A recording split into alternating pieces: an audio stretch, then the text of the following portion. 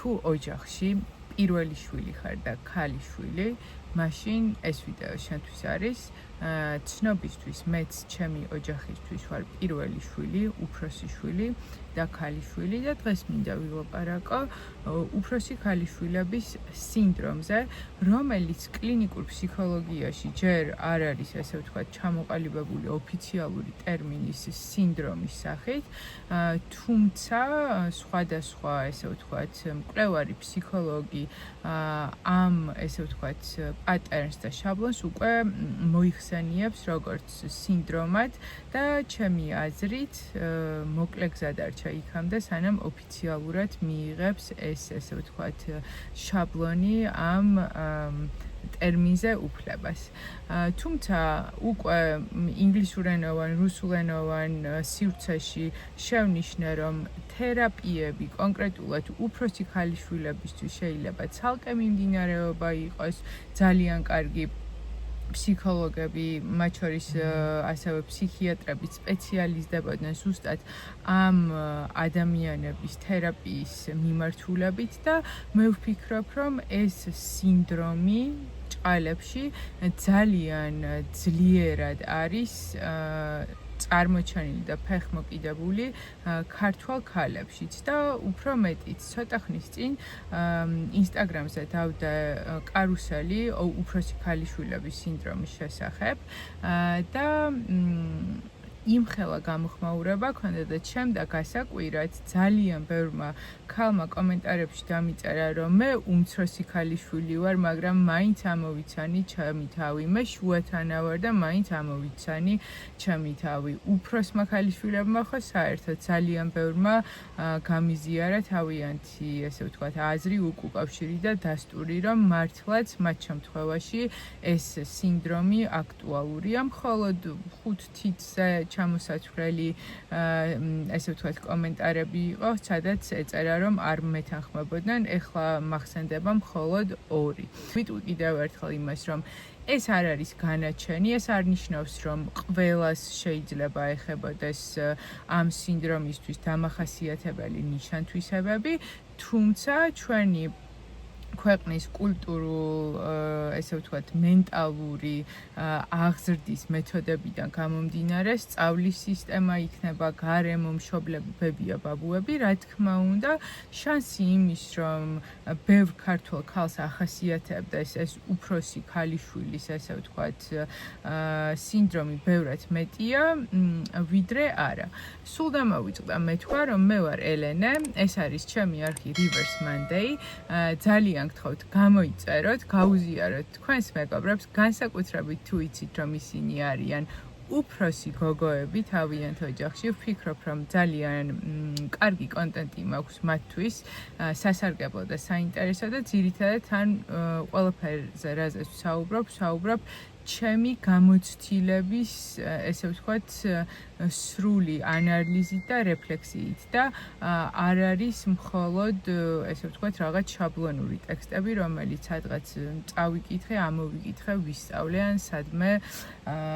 მასწავლეს. რაც შეეხება უფროსი ქალიშვილის სინდრომს, ძირითადი დამახასიათებელი ნიშნები არის, რომ ჩვენ არ გვიყვარს უარის თქმა,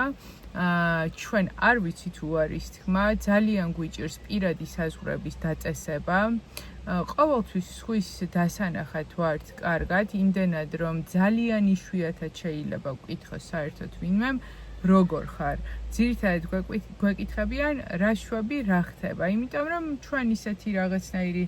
ენერგია გვაქვს, განწყობა, ყოველ შემთხვევაში გარეგნული, რომ ჩვენ ყველაფერს ჩვენით ვაგვარებთ, არავის დახმარება არ გვჭირდება. ჩვენ ცხოვრებაში ხომ ყველაფერი კარგად არის.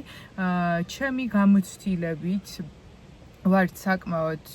კონტროლის მოყვარულები, გონია რომ ჩვენ გარეშე ვერავინ ვერაფერს ვერ გააკეთებს იმ ხარისხით, რა ხარისხითაც გააკეთებდნენ ჩვენთან ერთად, ამიტომ ადამიანებს ხშირად დაუპატიჟებლად ვეხმარებით, ჩვენს იდეებს ვახვევთ თავს და საბოლოო ჯამში მერე ჩვენ გვიწევს ამ იდეების განხორციელება, ისე რომ არავის დაუპატიჟები ვართ და ზუსტად აქ მოდის ყველაზე დიდი იმედგაცრუება.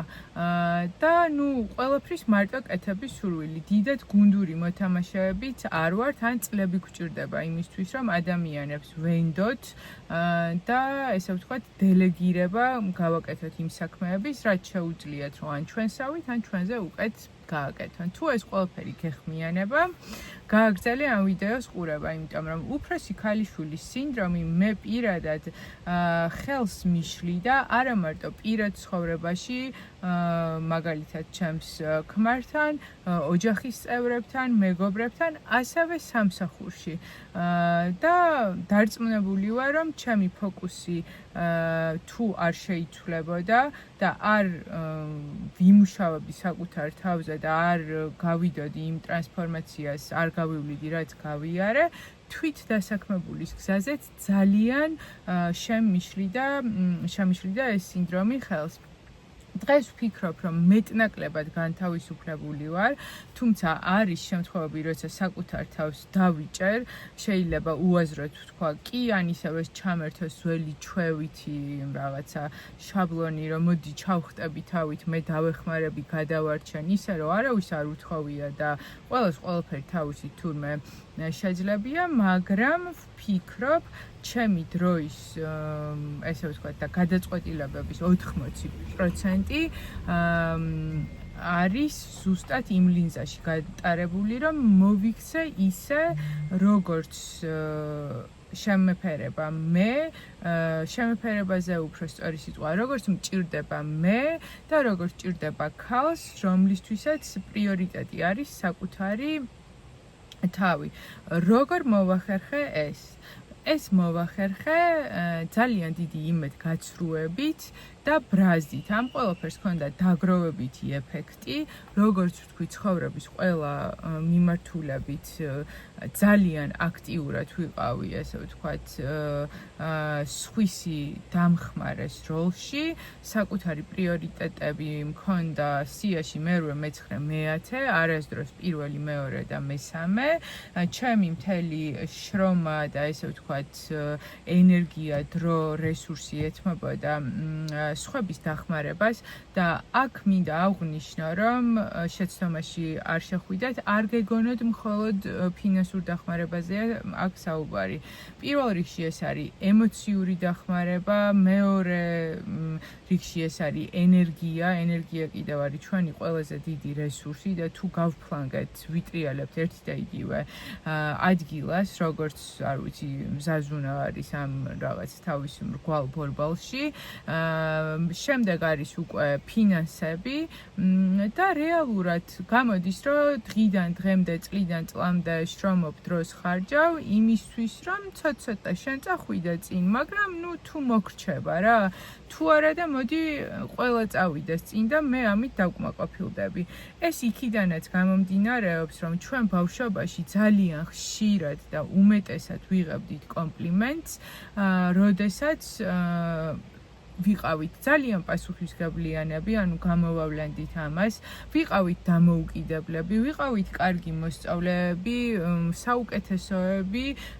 ვეხმარებოდით სხვებს, სხვის საჭიროებებს ვაკმაყოფილებდით და იმდენი კომპლიმენტი მივიღეთ ამ მიმართულებით, რომ ჩვენ ჩავთვალეთ, ეს არის ნორმა, ეს არის საზოგადოებაში ოპერირების ნორმა და სინამდვილეში, როცა უკვე ზრდასრული ხარ, ეს არის საკუთარი თავის დაკარგვის ნორმა. შეიძლება ძალიან დიდხანს ვიცოცხლოთ, თუმცა სიცოცხლეში ხარ მკვდარი, როცა საკუთარ თავზე არ გაქვს ფოკუსი, იმიტომ რომ ქალს, რომელსაც საკუთარ თავზე არ აქვს ფოკუსი და ის არ არის ნომერ 1 პრიორიტეტი საკუთარი თავისთვის, არ არის ბედნიერი და ქალი არ დაბადებულა იმისთვის, რომ არ იყოს ბედნიერი. ქალი დაიბადა იმისთვის, რომ იყოს სრული, სრულყოფილი და ბედნიერი და არა იმისთვის, რომ დააკმაყოფილოს სხვისი საჭიროებები. თუმცა, ჩემ შემთხვევაში და დარწმუნებული ვარ, ბევრი ქართველი ქალის შემთხვევაში, არა მარტო უფროსი ქალიშვილების, ჩვენი იდენტობა იმდენად დაკავშირებული არის სხვების საჭიროების დაფარვასა და დაკმაყოფილებასთან, რომ ეს გონია ჩვენი მთავარი ფუნქცია და ეს როგორც კი გამოგვეგლიჯება, თავიდან დაკარგული ვართ, როგორც მე ვიყავი, მაგრამ მე დროსთან ერთად ხვდებით თურმე რისთვის დავიბადეთ და კიდევ დავამატებ, რომ როდესაც მე ავირჩიე ჩემი თავი, ფოკუსი შემოვატრიალე ჩემ თავზე, დავაპრიორიტეტე საკუთარი თავი და ვთქვი, რომ დღე დაიწყება ჩემი სიით და მე თუ რაღაც დრო დამრჩება შეიძლება სხვებსაც დავეხმარო, რეკომენდაცია მივცე, ასე შემდეგ და ასე შემდეგ. სამყარო ჩემ გარშემო შეიცვალა, ყველა ადამიანს, მათ შორის მეგობარს, ქმარს, ყველა ნათესავს და ადამიანებს ზოგადად, ვინც აქტიურად არიან ჩემი ცხოვრების ნაწილი და ჩემი სოციუმის ნაწილი, თავისი, ესე ვთქვათ, ბუნებრივი როლი მიეცათ, ანუ საშუალება მივეცი, რომ თავის ბუნებრივ როლში ყოფილიყვნენ და მეგობარი ყოფილიყო მეგობარი, ქმარი ყოფილიყო ქმარი, დედა, ასე შემდეგ და მეც ძალიან ბედნიერი ვარ, ეს ადამიანებიც ძალიან ბედნიერები არიან ამ ურთიერთობით და ეს არის ჯანსაღი ურთიერთობა, როცა არავის ხარჯზე არ ხდება სხვისი საჭიროებების დაფარვა. არ ვიცი მე ხა ამ ვიდეოს მაყურებელი მაინც და მაინც მარტო უფროსი ქალიშვილია თუ არა, მაგრამ ნებისმიერი ვინც ამ ვიდეოს მაყურებელია, განსაკუთრებით ქართველი ქალი, იმიტომ რომ ძალიან კარგად მესმის ქართველი ქალების, მე თვითონაც ქართველი ქალი ვარ, ამ გარემოში ვარ გაზრდილი და მეტნაკლებად მსგავსი ისტორიები გვაქვს პლუს მინუს და აღზრდის ესე ვთქვათ მეთოდები, რაც ჩვენ დროს გამოიყენეს გაცნობიერებულად თუ გაუცნობიერებლად, შემიძლიათ გითხრათ, რომ ყველას თანაბრად ეხება ის, რომ ფოკუსი უნდა მოვაბრუნოთ ჩვენ თავზე და ნომერ 1 პრიორიტეტი გახდეს ჩვენი თავი. და გავაგრძელებ იმ თემას, თუ როგორ მივხვდი, რომ მე არ ვიყავი დაბადებული იმისთვის, რომ ყოფილიყავი ყველაფრის მაკონტროლებელი, ყველა საქმე მე მეკეთებინა და ადამიანების ყველა როლი მე შემესრუტა. ამას ვაკეთებდი დიდი ხანი,